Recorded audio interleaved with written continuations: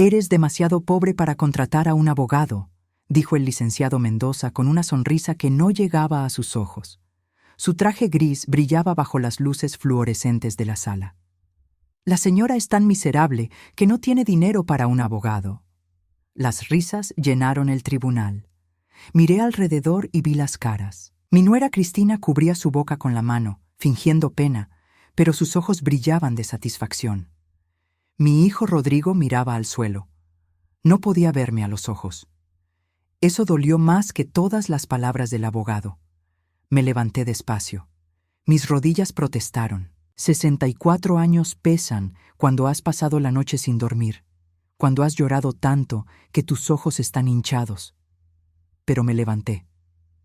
Su señoría, comencé. Mi voz sonó más firme de lo que esperaba. No necesité contratar un abogado, solo necesité la verdad. El tribunal quedó en silencio.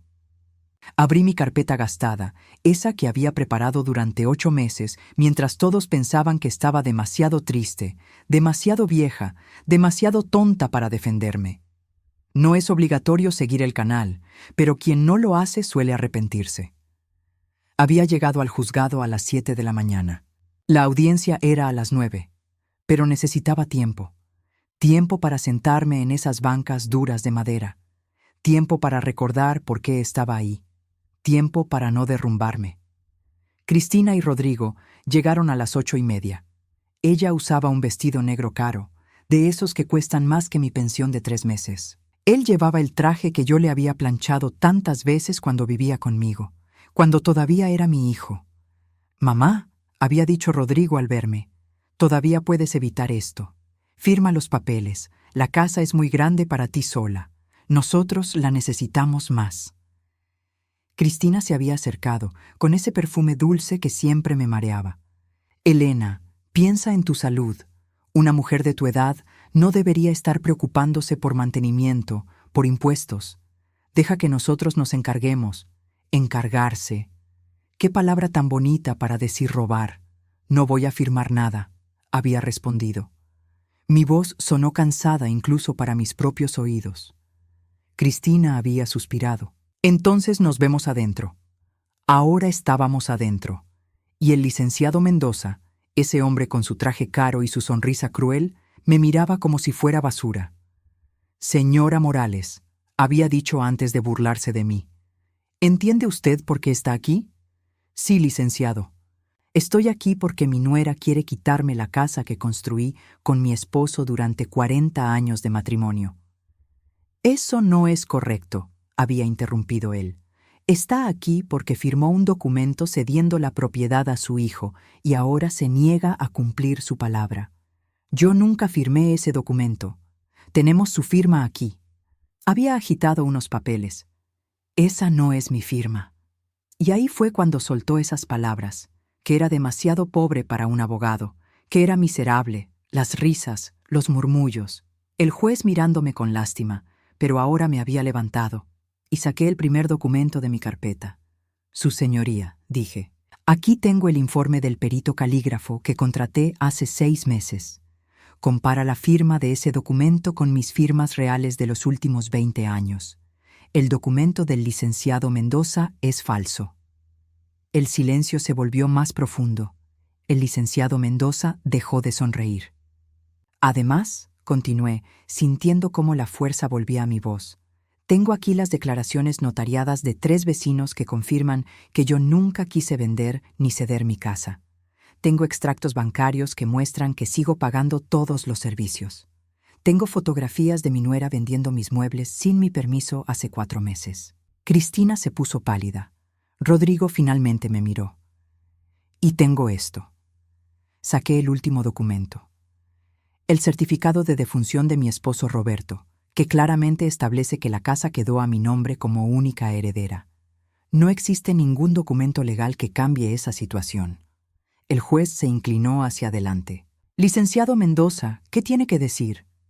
Mendoza tartamudeó algo sobre verificar documentos, sobre malentendidos, pero ya no había risas, ya no había burlas. «Señora Morales», dijo el juez, «¿por qué no contrató un abogado?» Porque, su señoría, gasté mis ahorros en algo más importante, en proteger mi hogar de la única manera que podía, con la verdad documentada. Miré a Rodrigo. Sus ojos estaban húmedos. Miré a Cristina. Su rostro era una máscara de furia contenida. Durante 40 años viví en esa casa con el hombre que amaba. Criamos a nuestro hijo ahí. Celebramos cumpleaños, navidades, graduaciones. Roberto murió en esa casa, en mis brazos, hace 2 años. Y ahora la mujer que mi hijo eligió quiere borrar todo eso como si nunca hubiera existido. Mi voz se quebró, pero no paré. Así que no, licenciado, no soy demasiado pobre. Soy lo suficientemente rica en dignidad para estar aquí, sola, defendiendo lo único que me queda de una vida entera de amor y trabajo. El juez golpeó su martillo. Necesito revisar estos documentos. Audiencia suspendida hasta mañana a las 10. Licenciado Mendoza, espero que tenga explicaciones. Salí del tribunal con la cabeza en alto. Afuera, Rodrigo me alcanzó. Mamá, yo no sabía. Sí sabías, Rodrigo. Siempre supiste. Esa noche, sola en mi casa, en la sala donde Roberto y yo habíamos bailado en nuestro aniversario, donde Rodrigo había dado sus primeros pasos, me permití llorar. No de tristeza, de rabia, de dolor, de una libertad que apenas comenzaba a sentir. Mañana volvería al tribunal. Y mañana todos sabrían exactamente quién era Elena Morales. No pude dormir esa noche. Me quedé sentada en la cocina, con una taza de té frío entre las manos, mirando las paredes que Roberto había pintado de amarillo, porque dije que ese color me hacía feliz. Conocí a Roberto cuando tenía 22 años. Yo trabajaba en una escuela primaria como asistente. Él era carpintero. Vino a reparar las ventanas del salón donde yo limpiaba los pizarrones después de clase. ¿Siempre te quedas tan tarde?, me preguntó ese primer día. Me gusta que todo esté listo para los niños mañana. Sonrió. Tenía una sonrisa honesta. Eso habla bien de ti. Nos casamos 8 meses después. La boda fue pequeña, en la iglesia del barrio. Mi vestido era prestado, el traje de Roberto, alquilado, pero cuando me tomó de la mano frente al altar, supe que había encontrado mi hogar. Compramos este terreno con un préstamo que nos tomó 20 años pagar. Roberto construyó la casa con sus propias manos. Yo mezclaba el cemento. Él colocaba los ladrillos. Los fines de semana, nuestros amigos venían a ayudar. Levantamos cada pared juntos. Rodrigo nació 3 años después de casarnos. Roberto lloró cuando lo cargó por primera vez. Voy a darle todo lo que yo nunca tuve, me prometió. Y cumplió. Rodrigo tuvo juguetes, ropa nueva, útiles escolares. Roberto trabajaba doble turno para que nuestro hijo no careciera de nada. Yo dejé la escuela para cuidar a Rodrigo. No me arrepentí ni un día. Rodrigo fue un niño dulce. Me ayudaba en la cocina. Le gustaba que le leyera antes de dormir. Cuando Roberto llegaba cansado del trabajo, Rodrigo corría a abrazarlo. Papá, papá, mira lo que hice hoy. ¿Cuándo cambió todo? No puedo señalar un día exacto. Fue gradual. Como cuando una planta se marchita tan despacio que no notas hasta que está muerta.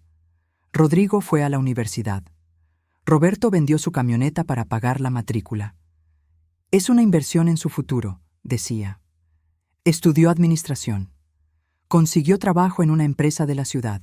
Empezó a visitarnos menos. Estoy ocupado, mamá. El trabajo es muy demandante. Lo entiendo, hijo, pero tu papá te extraña.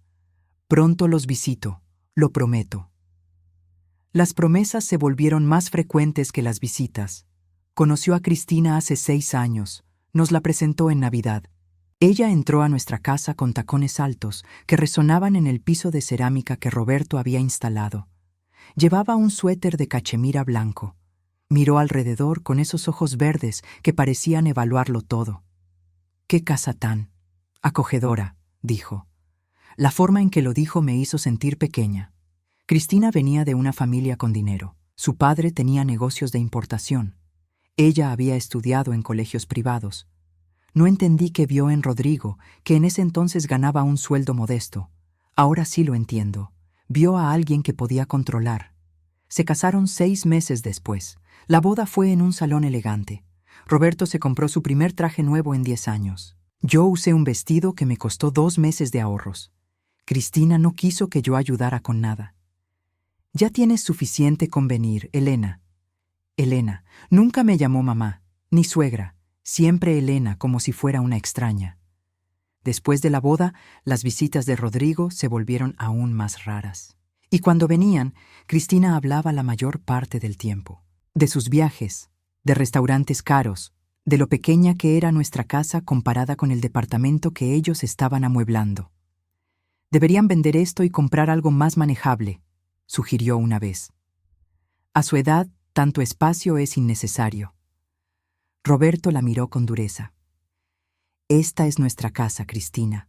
La construimos con nuestras manos. Ella sonrió. Por supuesto, solo era una sugerencia. Pero la semilla estaba plantada. Empezó a hacer comentarios sobre lo vieja que se veía la casa, lo peligrosas que eran las escaleras para personas mayores, lo caro que sería mantenerla. Roberto enfermó hace 3 años. Diabetes que no controlamos a tiempo. Luego vino la insuficiencia renal. Los doctores dijeron que necesitaba diálisis 3 veces por semana. No podemos pagar eso, me dijo una noche, con lágrimas en los ojos. Venderemos lo que sea necesario, pero te vas a curar. Vendimos su taller de carpintería. Vendí mis joyas, las pocas que tenía. Rodrigo ayudó con algo de dinero los primeros meses. Luego dijo que Cristina estaba embarazada y necesitaban ahorrar. Cristina nunca quedó embarazada. Otra mentira que descubrí después. Cuidé a Roberto durante 2 años. Baños de esponja cuando no podía levantarse. Cambios de sábanas a medianoche. Medicinas a las horas exactas. El dolor de verlo debilitarse día a día me rompía, pero nunca dejé que él me viera llorar. Mi Elena fuerte, me decía, acariciando mi mano. ¿Qué haría sin ti? Nunca lo sabrás, le respondía, porque siempre voy a estar aquí. Murió en nuestra cama, en la habitación donde habíamos dormido juntos por 40 años. Fue temprano en la mañana. Abrió los ojos, me miró, sonrió. Te amo, susurró. Yo también te amo. Y se fue, así de simple, así de devastador. Rodrigo llegó 2 horas después de que llamé. Cristina se quedó en el carro. Es muy difícil para mí ver estas cosas, le dijo a Rodrigo. En el funeral, Cristina usaba negro elegante. Saludaba a la gente como si fuera ella la viuda. Gracias por venir. Roberto era un hombre maravilloso. Hablaba de él como si lo hubiera conocido. Una semana después del entierro, Cristina apareció en mi casa con una inmobiliaria. Elena, pensé que sería bueno evaluar la propiedad para el futuro. ¿Qué futuro? Bueno, eventualmente Rodrigo la heredará. Es mejor tener todo en orden. La corrí.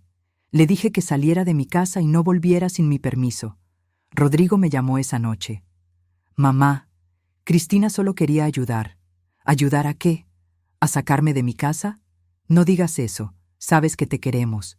Pero yo ya no sabía nada. Los siguientes meses fueron una guerra silenciosa. Cristina sugería residencias de ancianos. Rodrigo mencionaba lo sola que debía sentirme. Los dos insistían en que la casa era demasiado para mí. Mamá, apenas puedes con el jardín. Puedo contratar a alguien. ¿Con qué dinero? Tu pensión es mínima. Tenía razón. Después de pagar los servicios, la comida, las medicinas para mi presión, quedaba poco. Pero era mi casa. Era todo lo que me quedaba de Roberto. Hace 8 meses encontré el documento. Estaba en el correo, con mi nombre pero una firma que no era mía. Decía que yo cedía la propiedad de la casa a Rodrigo Morales. Llamé a Rodrigo inmediatamente. ¿Qué es esto? Silencio. Rodrigo, ¿qué es este documento? Mamá, ¿podemos hablar? ¿Falsificaron mi firma? No es así. Es solo que tú. Eventualmente ibas a querer darnos la casa. Solo nos adelantamos al papeleo. Colgué. Me senté en el piso de la cocina y lloré. No por la traición, aunque dolía. Lloré porque mi hijo, el bebé que había sostenido en mis brazos, el niño que Roberto había cargado con tanto orgullo, se había convertido en un extraño. Esa noche tomé una decisión. No iba a rendirme. Roberto construyó esta casa para nosotros. Yo la iba a defender. Empecé a reunir pruebas, cada recibo, cada fotografía, cada documento que mostrara que esta casa era mía y solo mía, y ahora estaba en medio de una batalla legal. Pero ya no tenía miedo, porque tenía algo que Cristina nunca entendería. 40 años de amor verdadero valen más que cualquier casa. Pero esa casa representaba ese amor, y nadie me lo iba a quitar. El día que encontré el documento falsificado, no llamé a un abogado. No tenía dinero para eso. Lo que hice fue algo que Cristina nunca imaginó que haría. Empecé a documentar todo. Saqué una libreta vieja de las que Roberto usaba para anotar medidas de sus proyectos de carpintería. En la primera página escribí: pruebas, casa de Elena y Roberto Morales. Lo primero que necesitaba era demostrar que la firma no era mía. Busqué entre mis papeles todos los documentos que había firmado en los últimos 20 años. Recibos del hospital de Roberto, facturas de servicios, el testamento que hicimos juntos hace 10 años. Había firmado tantas cosas a lo largo de mi vida. Las puse todas en orden cronológico. Incluso yo podía ver que mi firma en el documento de cesión era diferente. Las letras eran más grandes, el trazo más firme. Yo tengo artritis en las manos desde hace 5 años. Mi firma temblaba un poco. La del documento falso no, pero necesitaba que un experto lo dijera. Investigué en internet en la biblioteca del barrio. Descubrí que existían peritos calígrafos. Llamé a 3. El más barato cobraba $500. $500. Mi pensión mensual era de 680. Empecé a ahorrar. Dejé de comprar carne. Comía frijoles con arroz. Apagaba las luces de las habitaciones que no usaba. Cancelé la televisión por cable. En 3 meses junté el dinero. El perito se llamaba don Arturo. Era un hombre mayor, con lentes gruesos. Vino a mi casa y pasó 2 horas examinando los documentos. Señora Morales, dijo finalmente, esta firma definitivamente no es suya. Puedo hacer un informe oficial, pero le costará lo que ya hablamos. Hágalo, por favor. Me dio el informe 2 semanas después. Estaba lleno de términos técnicos que apenas entendía, pero la conclusión era clara. La firma atribuida a la señora Elena Morales en el documento de cesión de propiedad no corresponde a sus patrones de escritura habituales. Con un 98% de certeza, se trata de una falsificación. Guardé ese informe como si fuera oro. Lo siguiente fueron los testigos. Necesitaba gente que confirmara que yo nunca había querido ceder mi casa. Pensé en mis vecinos. Doña Carmen vivía a mi lado desde hace 15 años. Siempre habíamos sido amigas. Tomábamos café juntas los domingos. Fui a visitarla una tarde. Carmen, necesito pedirte un favor. Lo que sea, Elena. ¿Estás bien? Le conté todo. La falsificación. El intento de quitarme la casa. Ella se puso pálida. Ese muchacho, Rodrigo, era tan buen niño. ¿Qué le pasó? Se casó con la mujer equivocada. Carmen fue al notario conmigo. Dio su declaración jurada. Conozco a la señora Elena Morales desde hace 15 años. En todo ese tiempo, jamás ha mencionado intención de ceder su propiedad. Al contrario, siempre ha dicho que esta casa es su único patrimonio y el legado de su difunto esposo. Don Miguel, el dueño de la tienda de la esquina, hizo lo mismo. La señora Morales compra aquí desde hace 20 años. Es una mujer lúcida y capaz. Hace 4 meses vino muy angustiada, diciendo que su nuera quería quitarle la casa. Le aconsejé que buscara ayuda legal. La señora Beatriz, que vivía frente a mi casa, también declaró. Ella había visto algo importante. En marzo de este año, dijo en su declaración, vi a la nuera de la señora Morales, Cristina, salir de la casa con varios muebles. Una mesa antigua, una lámpara, unas sillas. Cuando le pregunté a la señora Elena días después, ella se puso a llorar. Me dijo que Cristina se había llevado las cosas sin su permiso, que eran regalos de bodas de ella y su difunto esposo. Eso era cierto. Cristina había venido un día que yo estaba en el médico. Rodrigo le había dado una llave hace años. Cuando regresé, faltaban muebles. La llamé. Eran cosas viejas, Elena. Las vendí. Te di el dinero, ¿recuerdas? No me diste nada. Claro que sí. $300. Seguro los olvidaste. Nunca vi esos $300, pero ahora tenía a la señora Beatriz, que había visto todo. También necesitaba demostrar que seguía siendo capaz de cuidar mi casa. Empecé a guardar todos los recibos: electricidad, agua, gas, teléfono, todos a mi nombre, todos pagados puntualmente. Tomé fotografías del jardín que mantenía limpio, de las reparaciones pequeñas que hacía, de la casa ordenada. Quería mostrar que no era una anciana indefensa que necesitaba que otros manejaran su vida. Un día, don Miguel me dijo: «Elena, deberías hablar con la señora Fuentes». Pasó por algo similar. La señora Fuentes vivía a 5 cuadras. Era mayor que yo, tenía 72 años. Fui a visitarla una tarde. Me recibió con té y galletas. Cuando le conté mi situación, asintió con tristeza. A mí me pasó hace 3 años. Mi hijo y su esposa querían que les cediera mi casa. Decían que era por mi bien, que estaba muy sola. Presionaron tanto que casi firmo. ¿Qué pasó? Una vecina me llevó con un abogado de servicio gratuito. Me ayudó a entender que no tenía que ceder nada. Mi hijo se enojó mucho. Dejó de hablarme por 1 año. Pero la casa sigue siendo mía. ¿Y ahora? Ahora viene a visitarme de vez en cuando. Se dio cuenta de que no iba a manipularme. La relación no es la misma, pero al menos tengo mi hogar. Sus palabras me dieron esperanza y tristeza al mismo tiempo. Esperanza de que podía ganar. Tristeza de que ganar significaba perder a mi hijo de todas formas. Pero ya lo había perdido. El Rodrigo que conocí murió cuando decidió que una casa valía más que su madre. Seguí reuniendo pruebas. El certificado de defunción de Roberto, que mostraba claramente que yo era la única heredera. Copias del testamento. Fotografías de Roberto y yo construyendo la casa. Teníamos algunas de los primeros años, cuando levantamos las paredes. En una foto, Roberto carga un ladrillo y sonríe a la cámara. Yo estoy detrás, mezclando cemento, con un pañuelo en la cabeza. Éramos tan jóvenes, tan llenos de sueños. Puse todo en carpetas organizadas.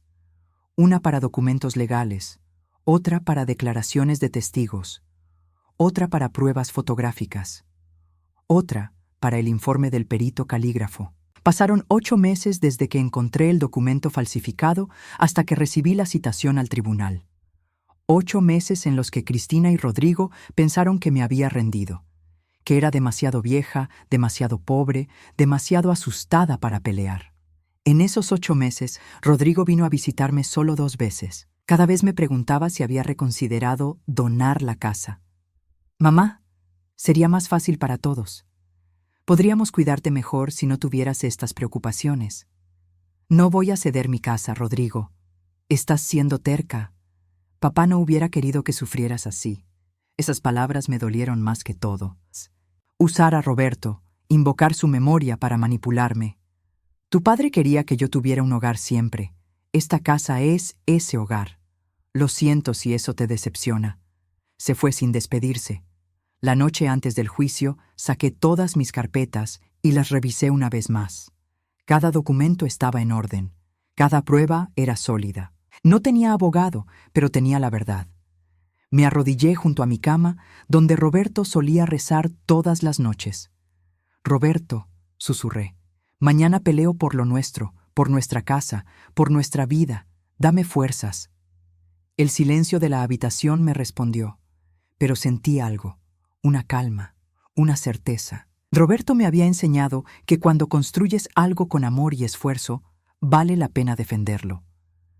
Me levanté, guardé mis carpetas en una bolsa grande y me acosté. Dormí poco, pero cuando amaneció, estaba lista. Lista para enfrentar a mi hijo. Lista para enfrentar a Cristina. Lista para mostrarles que Elena Morales no era la vieja tonta que pensaban. Era una mujer que había construido una casa con sus manos, y nadie me la iba a quitar sin pelear. La oscuridad solo se profundiza a partir de aquí. Sigue el canal. El juez revisó el informe del perito calígrafo durante lo que pareció una eternidad. El silencio en la sala era tan profundo que podía escuchar mi propia respiración. Cristina se movía inquieta en su asiento. Rodrigo miraba sus manos. «Licenciado Mendoza», dijo finalmente el juez, «¿tiene alguna explicación para esto?» Mendoza se aclaró la garganta. «Su señoría, solicito un receso para consultar con mis clientes». Denegado. La señora Morales presentó evidencia de falsificación. Quiero su respuesta ahora. El documento fue proporcionado por mis clientes de buena fe. Si hay alguna irregularidad, ellos no tenían conocimiento. ¿Buena fe? Las palabras salieron de mi boca antes de que pudiera detenerlas. Buena fe es falsificar la firma de una mujer de 64 años para robarle su casa. El juez golpeó su martillo. «Señora Morales, por favor». «Perdón, su señoría, pero no me arrepentía. Continúe con su presentación», me dijo el juez. Abrí mi segunda carpeta. «Su señoría, aquí tengo las declaraciones notariadas de 3 vecinos». Las puse sobre la mesa del juez. Doña Carmen Reyes, quien vive a mi lado desde hace 15 años. Don Miguel Ángel Santos, comerciante del barrio. Y la señora Beatriz Campos. El juez las leyó una por una. Con cada página, su expresión se volvía más seria. La señora Campos declara que vio a su nuera sacar muebles de su casa sin su consentimiento. ¿Es esto correcto? Sí, su señoría. Era en marzo. Yo había ido al médico. Cuando regresé, faltaba la mesa del comedor que Roberto había hecho con sus manos. Una lámpara que nos regalaron en nuestra boda. Sillas que habíamos comprado juntos. «Eso es mentira», saltó Cristina. «Elena me dio permiso. Ella misma dijo que eran cosas viejas que ya no usaba». «¿Tengo permiso para hablar, su señoría?», preguntó la señora Beatriz desde su asiento en la sala. El juez asintió. La señora Beatriz se levantó. Era una mujer pequeña, de cabello completamente blanco, pero su voz sonó firme. «Yo vi todo desde mi ventana. La señora Cristina llegó en una camioneta con 2 hombres. Sacaron los muebles rápido, como si tuvieran prisa. La señora Elena no estaba. Yo lo sé porque ese día la vi salir temprano al hospital. Cuando regresó por la tarde, la escuché llorar». Cristina se puso roja. «Usted está confundida, señora. Es una anciana, su memoria». «Tengo 70 años y mi memoria funciona perfectamente», respondió la señora Beatriz con dignidad. «Y lo que vi fue un robo». El juez levantó la mano. «Suficiente. Señora Morales, ¿tiene más evidencia?» «Sí, su señoría. Saqué mi tercera carpeta. Estos son todos los recibos de servicios de la casa de los últimos 2 años. Electricidad, agua, gas, teléfono, impuesto predial. Todos están a mi nombre, todos pagados por mí con mi pensión». Los puse en orden cronológico sobre la mesa. Era una pila considerable. Si yo hubiera cedido la casa hace 1 año, como dice ese documento falso, ¿por qué seguiría pagando todo? ¿Por qué los servicios seguirían a mi nombre? Mendoza intentó intervenir. «Eso no prueba nada. Podría ser un arreglo temporal». «¿Temporal durante 2 años?» Lo interrumpí. «Después de la muerte de mi esposo, yo seguí cuidando esta casa. Yo pagué cada cuenta. Yo mantuve el jardín. Yo hice las reparaciones. Saqué fotografías. Aquí está el jardín en enero de este año. Aquí en abril. Aquí en julio. Yo lo cuido. Una mujer que supuestamente cedió su casa no haría esto». El juez examinó las fotos. En cada una se veía la casa ordenada, el jardín cuidado, las plantas podadas. «Su señoría», dije, sintiendo que mi voz temblaba, pero continuaba fuerte. «Tengo 64 años. No soy rica. No tengo una educación universitaria, pero sé lo que es mío. Y sé lo que mi esposo y yo construimos durante 40 años de matrimonio. Saqué la última fotografía de esta carpeta. Era vieja, de hace casi 40 años. En ella, Roberto y yo estábamos frente a los cimientos de la casa. Él tenía el brazo alrededor de mis hombros. Los 2 sonreíamos, llenos de sueños. Esta casa la construimos nosotros, con nuestras manos, con nuestro sudor. Roberto mezclaba el cemento. Yo le pasaba los ladrillos. Nuestros amigos nos ayudaban los fines de semana. Tardamos 3 años en terminarla. Le pasé la foto al juez. Lo vi mirarla con atención. Cada pared de esa casa tiene nuestro esfuerzo.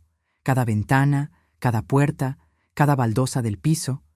Roberto murió en esa casa, en nuestra habitación, en la cama donde dormimos juntos por 40 años. Mi voz se quebró, pero continué. Y ahora la mujer que mi hijo eligió quiere borrar todo eso. Quiere tomar lo que no construyó, lo que no cuidó, lo que no amó. Miré a Rodrigo. Tenía lágrimas en los ojos, pero no dijo nada. Su señoría, continué, también tengo esto. Saqué el testamento que Roberto y yo hicimos hace 10 años. El testamento de mi esposo claramente establece que en caso de su muerte, todos sus bienes pasan a mí. La casa está a nombre de los dos. Con su muerte, automáticamente quedó a mi nombre.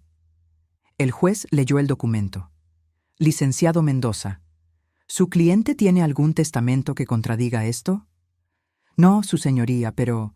¿Pero qué? Mendoza no tenía respuesta. Hay algo más, dije, algo que descubrí investigando. Miré directamente a Cristina. Ella ha hecho esto antes. Cristina palideció. Eso es ridículo. Su señoría, investigué a mi nuera. Antes de Rodrigo estuvo casada. Su primer esposo también era hijo único. También tenía padres mayores con una casa propia. Saqué documentos impresos. Este es un artículo de un periódico local de hace 8 años.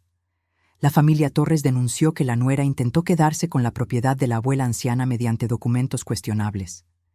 El caso no procedió porque la abuela murió antes del juicio y la familia no tenía recursos para continuar. «Esto es difamación», gritó Cristina levantándose. «Es información pública», respondí. «Está en los archivos del juzgado. La nuera en ese caso se llamaba Cristina Beltrán de Torres. Mi nuera se llama Cristina Beltrán de Morales». El silencio que siguió fue absoluto. Rodrigo miró a Cristina con una expresión que nunca le había visto. «¿Qué es esto, Cristina?» «Son mentiras. Tu madre está inventando. ¿Por qué nunca me dijiste que estuviste casada antes? No era relevante». «¿No era relevante?» La voz de Rodrigo subió de tono. «Llevamos 6 años juntos y nunca mencionaste que tuviste otro esposo». El juez golpeó su martillo. «Orden. Licenciado Mendoza, necesito que su clienta explique esta información». Cristina se derrumbó en su silla. Todo su aire de superioridad había desaparecido. Fue diferente. Fue un malentendido. Un malentendido que involucró intentar quedarse con la propiedad de una anciana, dije. Igual que ahora. Rodrigo se paró. «Necesito hablar con mi esposa, en privado». El juez asintió. «Tenemos un receso de 15 minutos». Los vi salir. Cristina caminaba rápido. Rodrigo la seguía. Pude escuchar sus voces elevadas en el pasillo. Me senté, agotada. Doña Carmen se acercó y me tomó la mano. «Lo estás haciendo bien, Elena. Estoy destruyendo a mi familia». «No, hija. Tu familia se destruyó sola. Tú solo estás defendiéndote». Cuando regresaron, Rodrigo tenía los ojos rojos. Se sentó lejos de Cristina. Ella se veía furiosa pero derrotada. El juez retomó la sesión. «¿El licenciado Mendoza tiene algo más que presentar?» Mendoza se veía derrotado. «Su señoría, solicito retirar el caso. Mis clientes desean llegar a un acuerdo privado con la señora Morales». «No hay acuerdo», dije firmemente. «Quiero que quede registrado que esta casa es mía, que el documento de cesión es falso y que nadie tiene derecho sobre mi propiedad». El juez asintió. «Así quedará registrado. Señora Morales, la casa es legalmente suya. El documento presentado por la parte demandante es declarado nulo por falsificación». Golpeó su martillo. Había ganado. Pero mirando a Rodrigo, con su cara entre las manos, no sentí victoria. Solo un vacío profundo donde alguna vez hubo un hijo. Salí del tribunal con mis carpetas bajo el brazo. Afuera llovía. No había traído paraguas. No me importó. Rodrigo me alcanzó en la escalera. «Mamá, espera». Me detuve, pero no me volteé. «Mamá, yo». No sabía. Sobre su primer matrimonio. Sobre la familia Torres. Cristina me dijo que tú estabas paranoica, que la edad te estaba afectando. Ahora sí me volteé. ¿Y le creíste? ¿Le creíste a ella en lugar de a tu propia madre? Ella es mi esposa. Y yo soy la mujer que te cargó 9 meses, que te cuidó cuando estabas enfermo, que vendió sus joyas para pagar tu universidad. Pero ella es tu esposa, así que eso no cuenta. Las lágrimas corrían por su rostro, mezclándose con la lluvia. Lo siento tanto. ¿Lo sientes? Rodrigo, intentaste quitarme mi casa, la casa que tu padre construyó para nosotros. ¿Sabes cuántas noches lloré pensando en cómo mi propio hijo podía hacerme esto? Cristina decía que era por tu bien, que la casa era demasiado para ti. ¿Y quitármela era la solución? ¿No preguntarme? ¿No hablar conmigo? ¿Falsificar mi firma? Se quedó callado. Voy a divorciarme de ella, dijo finalmente. Hoy mismo empiezo los trámites. Eso es decisión tuya. Pero cambia algo entre nosotros, Rodrigo. No sé si puedo perdonar esto. Mamá, por favor. Necesito tiempo. Necesito sanar. Necesito aprender a vivir sabiendo que mi hijo eligió el dinero sobre mí. No fue así. ¿No? Entonces, ¿cómo fue? Explícamelo. No pudo. Bajó la cabeza. Cuando estés listo para ser honesto, completamente honesto, podemos hablar. Pero no hoy. Hoy necesito ir a casa, a mi casa. Lo dejé ahí, bajo la lluvia. 3 días después, Rodrigo vino a visitarme. Venía solo. Llevaba una caja. Son las cosas de papá que Cristina vendió. Pude recuperar algunas. Abrí la caja. Estaba la lámpara de nuestra boda. 2 de las sillas. No era todo, pero era algo. Gracias. Nos quedamos en silencio. Presenté los papeles de divorcio, dijo. Cristina se fue a vivir con su hermana. Está furiosa. ¿Y tú? Yo estoy avergonzado, asqueado conmigo mismo, cegado por... Ni siquiera sé por qué. Se sentó en el sillón donde su padre solía sentarse. Se veía pequeño, como cuando era niño. Mamá, no espero que me perdones pronto, pero quiero que sepas algo. Voy a terapia. Necesito entender cómo llegué a este punto, cómo me convertí en alguien que lastima a su propia madre. Lo miré. Vi al hombre que era, pero también vi al niño que había sido, al niño que Roberto había cargado con tanto orgullo. Me alegra que busques ayuda, Rodrigo, pero tienes razón. No puedo perdonarte aún. Tal vez algún día, pero no hoy. Asintió. ¿Puedo visitarte? De vez en cuando, sin presiones, solo para que sepas que estoy tratando de ser mejor. Podemos intentarlo. No era perdón, no era reconciliación, pero era un comienzo. Cuando se fue, me senté en mi cocina. La casa estaba en silencio, pero era un silencio diferente al de los últimos meses.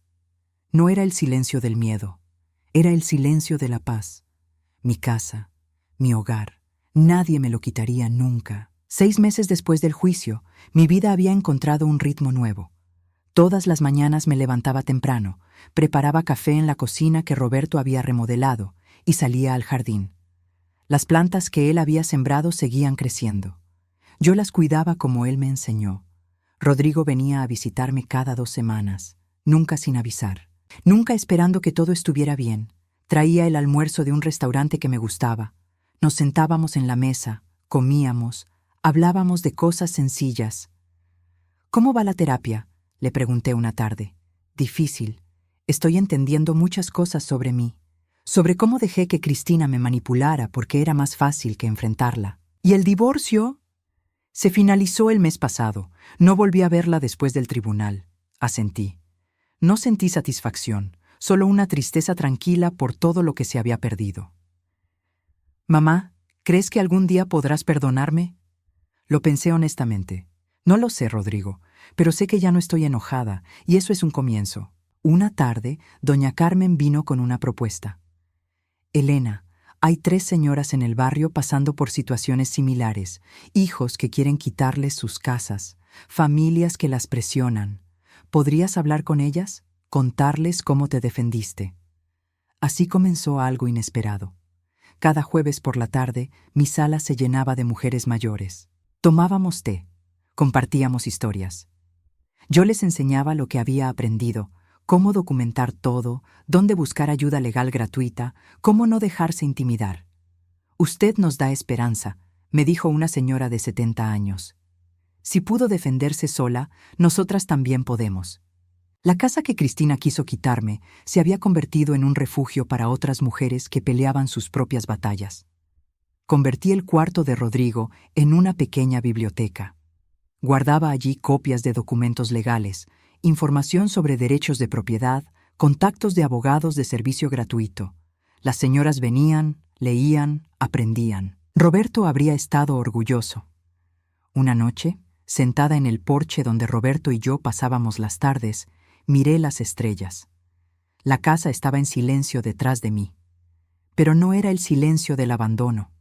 Era el silencio de la paz ganada con esfuerzo. Pensé en todo lo que había pasado, el dolor de la traición, la humillación en el tribunal, la soledad de prepararme sola para esa batalla. Pero también pensé en lo que había ganado, dignidad, fuerza, la certeza de que podía defenderme. Rodrigo no era el hijo que había sido. Tal vez nunca volvería a serlo. Nuestra relación era diferente ahora, más cuidadosa, con límites claros.